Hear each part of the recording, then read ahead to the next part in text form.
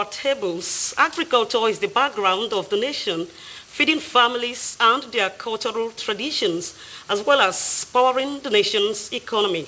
But with a changing climate and growing populations, preparing for the farming season is more crucial than ever with the arrival of the rains, which marks the beginning of a new season. It is not just about planting seeds, but about securing the future. On Panorama today, attention will be channeled to sustainable practices, innovative techniques, and government support to ensure a bountiful harvest and a thriving agricultural sector. This is even as farmers in Enugu State have been struggling with a dry spell, while other parts of the region are experiencing abundant rainfall, causing serious concerns. Good afternoon and welcome to Panorama, reaching you live from Enugu Network Center. I am Comfort Ahim.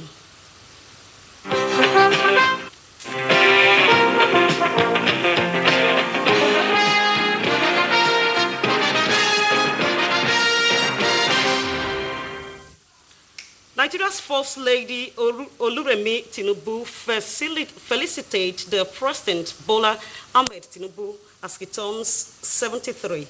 In a personal message to celebrate his birthday, the First Lady appreciates God's faithfulness in the life of the President over the years. She describes the President as her knight in shining armor, whose strength, courage, and resilience have all contributed to who they both are today. Wishing the President a happy birthday celebration, the First Lady prays for long life, divine health, joy, peace, and prosperity. Similarly, President of the Senate, Godswill Akpabio, has extended his heartfelt felicitations to President Bola Ahmed Tinubu on the occasion of his 73rd birthday. In a congratulatory message, Akpabio describes President Tinubu's passion for Nigerians' progress as contagious as he commends his vision and dedication to the progress of Nigeria. President Tinubu, he says, has in the last 2 years demonstrated astute leadership through bold economic reforms and prays Almighty Allah to grant him continued wisdom, strength, and good health to steer the nation to greater height. In the same vein, Speaker of the House of Representatives, Tajuddin Abbas, felicitates with President Bola Tinubu as he marks his 73rd birthday. The Speaker, while paying glowing tribute to the Nigerian leader, says the nation is lucky to have a Democrat and patriot in the person of President Tinubu as its leader at this crucial point in the country's democratic journey. He describes President Tinubu as one of the most experienced politicians to have occupied the presidency seat, having at various times excelled at the state and federal levels in the executive and legislative arms of government.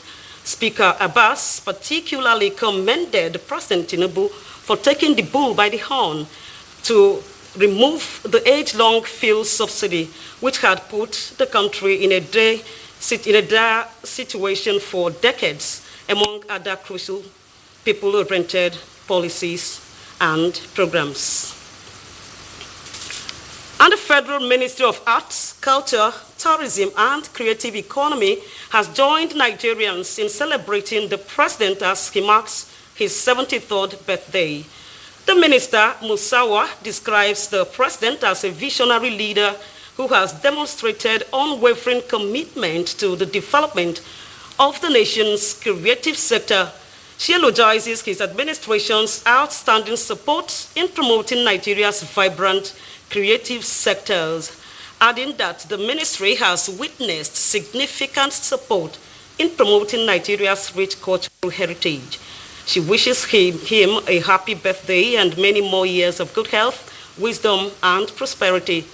Also, Niger State Governor Muhammad Umar Bago praises the Jagaban Bogu and Nigeria's President Bola Tinubu on his 73rd birthday. In a birthday message, the governor describes the president as a selfless visionary, dedicated, and progressive leader. Governor Bago, who describes President Tinubu as his father, also maintains that he has continued to be a source of motivation and inspiration to people around him. The governor commends President for his resilience and doggedness through the numerous social welfare and economic programs his administration has initiated towards improving the economy of the well-being of the citizens.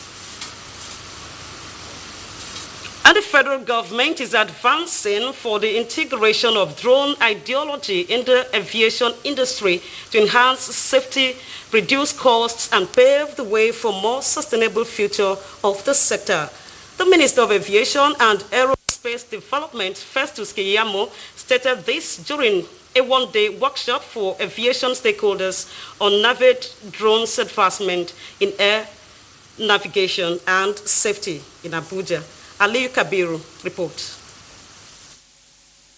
The Minister of Aviation and Aerospace Development in a message says, air navigation and safety have always been the cornerstone of the aviation industry. To this regard, he explained that the need for cutting-edge drone technology has become imperative as air traffic continues to grow, hence the need for innovative, efficient and reliable solutions. Participants, including other African countries, are expected to use the opportunity to learn, collaborate, and envision the future of aerospace together. Initially, we were contracting calibration out to other countries, but this administration has deemed it necessary to acquire its own equipment.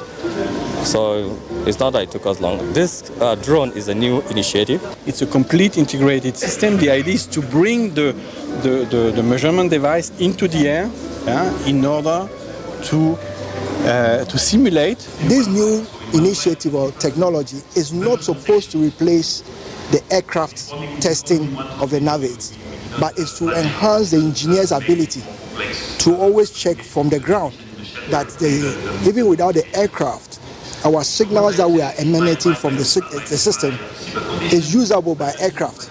The workshop is designed to provide players a deeper understanding of the challenges and opportunities in air navigation and how the integration of advanced drone technology is transforming the industry for a safe and secured operations. In Abuja, Aliyu Kabir, NTA News. Delta State government has taken the prevention of mother-to-child transmission of HIV, also known as pediatric HIV or HIV, in children more higher.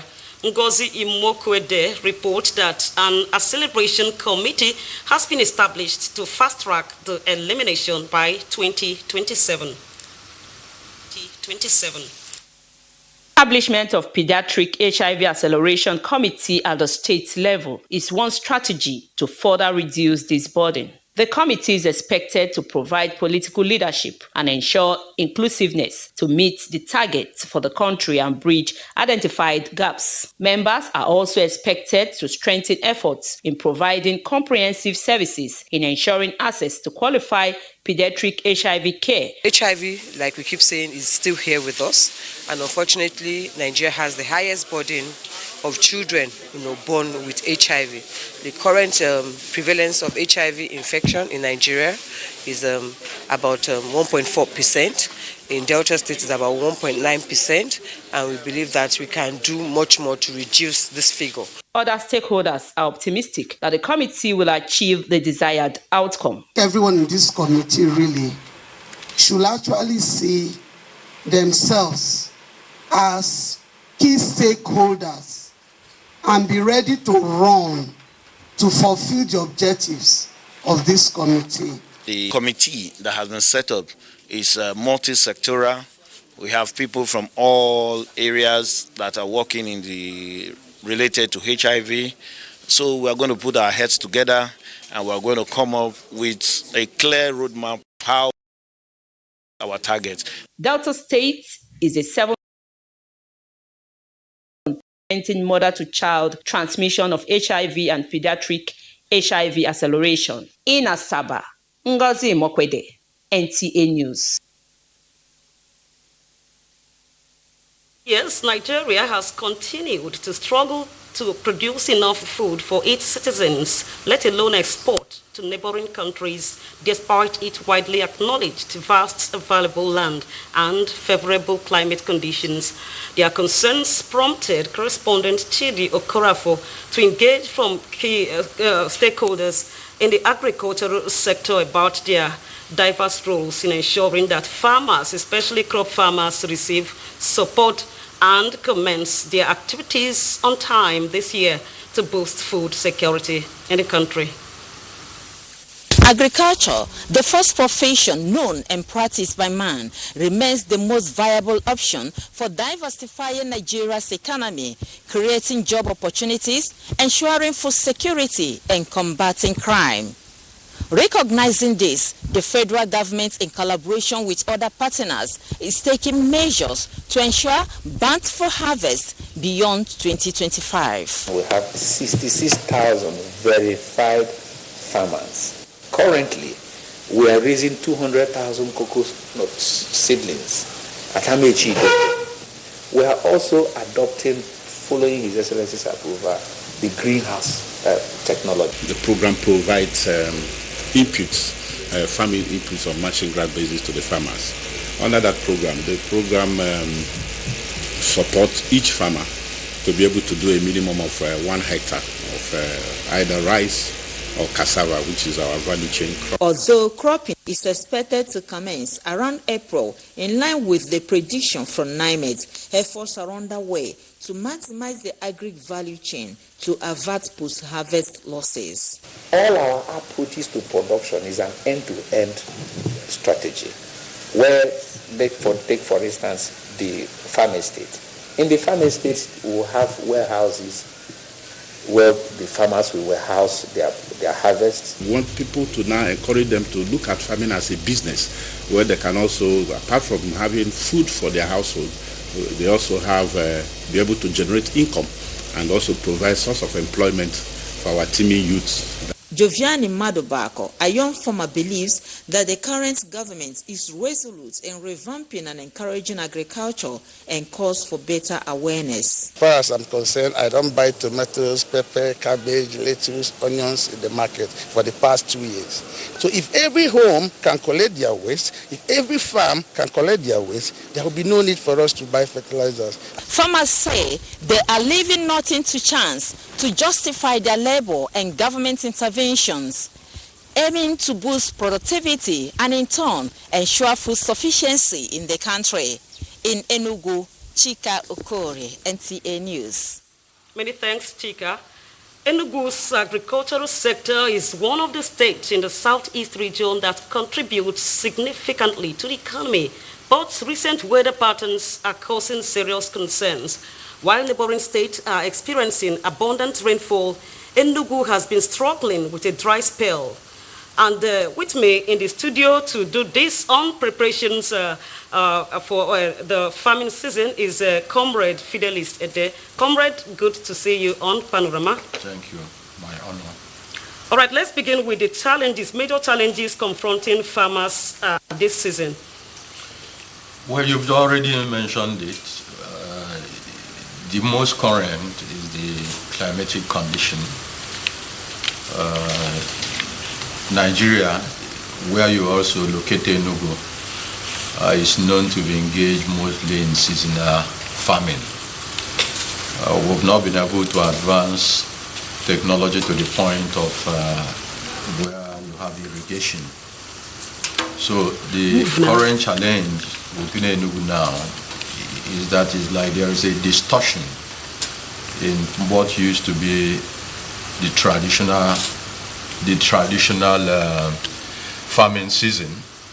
We're already in March, which is almost ending in 2 days, and we are yet to even begin to till the ground. We are yet to move for those who have the resources to hire tractor.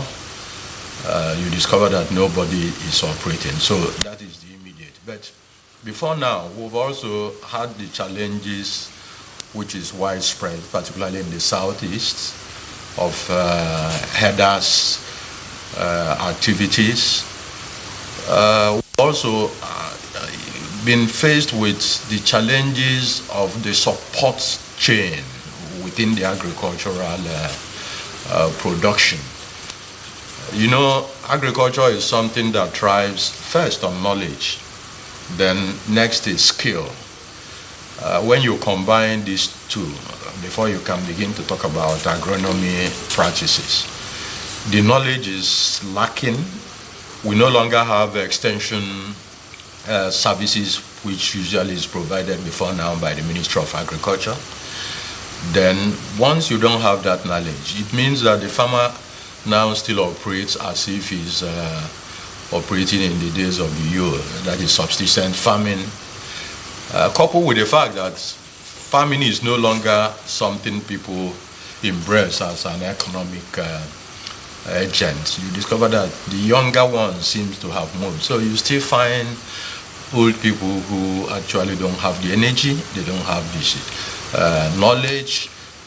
The land also seem to have been overused because there haven't been any recent land development. When I say land development, it is different from land preparation. Land development is that you acquire either a forest or a new place people have not cultivated over the years, develop it. Usually it is with mechanization. You bring in bulldozer before you can begin to bring in the tractor, which is now preparing for cultivation. So you find out that people keep farming the same place. I remember in the early days we were even in primary school, we talked about crop rotation. Today, nobody rotates anything. Even when people farm within their localities, within the compound, they still have challenge of invasion. We are not now talking about paste and all that. So farming has become more challenging, and response by critical governmental organs have not been supportive. Okay, so what are the latest technologies or innovations that can help farmers improve their efficiency and yields? Well, I don't want to begin to look at modernity. We just joined the cliché of latest and what else.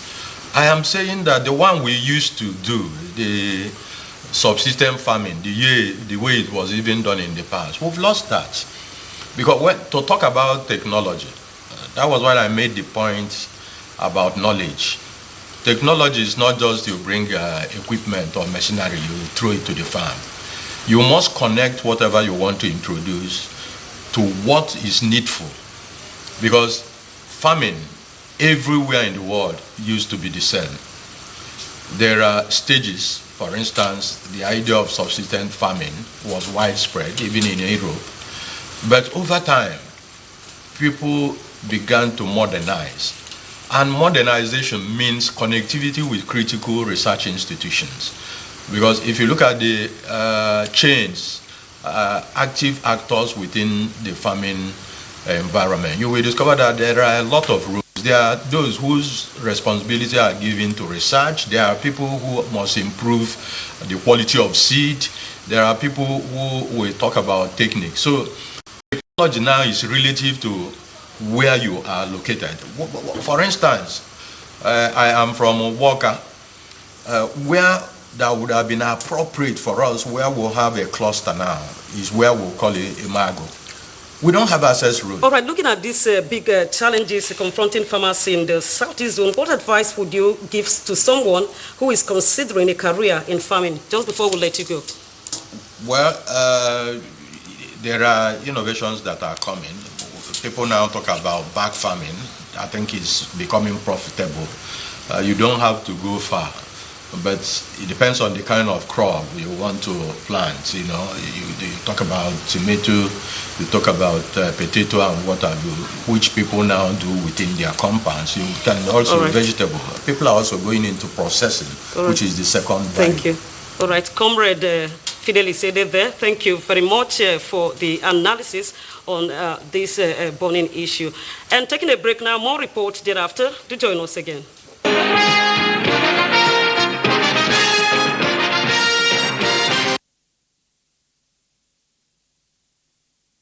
Panorama. Moving on now, leveraging the expertise and efficiency of the private sector through the public-private sector partnership arrangement is an agenda of the Enugu State government that has been beginning to yield fruit in the education sector. Okechukwu Agubama reports that 7 lower primary school pupils in Enugu were recognized as mathematics ambassadors after rigorous stages of examination conducted by African Mathematics Project for Southeast and South. To you, we pray you do more better to improve and to inspire others. Glad that the Enugu State government's investments in education is yielding positive fruits. The Director of Schools, State Ministry of Education, noted that the allocation of 33% of the 2025 budget to the education sector is a deliberate effort by government to improve standards and promote academic excellence. By their performance in the just concluded Africa Mathematics Project, Seat of Wisdom Nursery and Primary School, Enugu, she said, has indeed made the state proud. These children you see today, they are the tomorrow we have. And it behoves on all of us to ensure that we bring them up in a way that tomorrow they will be functional. According to the school proprietaries, the school evolves ways to make the pupils enjoy mathematics, hence their excellent performance at the competition. My dear children, you've seen it. It is a most interesting subject. Not only is it interesting, it is very easy to learn if you apply yourself to it. Representative of the Africa Mathematics Project, Promise Barry, explained that the essence of the competition is to promote students' interest in mathematics as a subject. It demands more of mathematics to strike the space of technology and make more changes in our society. That demands to build these young Africans so to be able to actively build and keep off the fear of mathematics. The Africa Mathematics Project promotes mathematics education in schools through contests for students in Nigeria. That report by Okechukwu Agubama was actually presented from our studios. And for stories trending in the sporting world, let's join Peter Obu on Sports Update. Ahead of the National Sports Festival scheduled for May this year in Ogun State, the National Touch of Unity for the Sports Festival has touched down in Ilorin as part of its nationwide tour in preparation for the game, Tag Gateway 2025. Meanwhile, in the Bayelsa Prosperity Cup on Friday, Sterling Bank FC recorded a 5-4 penalty shootout victory over Santo FC after a goalless draw at regulation time. In the second game decided at the same venue through penalty shootout, Selina FC emerging 4-3 winner over Victory FC after a 2-2 draw in the normal time. In Tobia, 11 Planet FC edged out Golden Sun Sport FC by 3-2 to qualify for the next round of the tournament, while Advanced Dream FC completely defeat God's Promise FC to announce their intention to go far in the competition.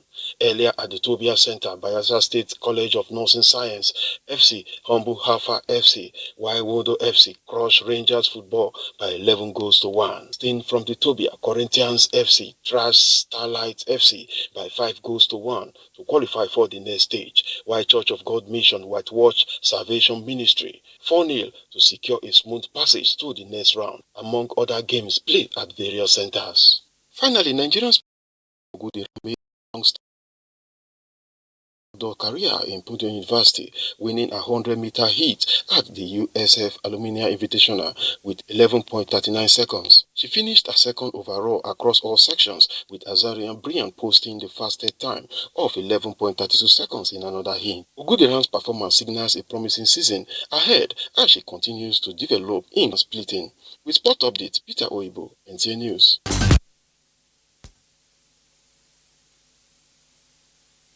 On Panorama today, we thank you for joining us, and do stay with us for the rest of our programs. From all of us is here, thank you for joining us and good afternoon.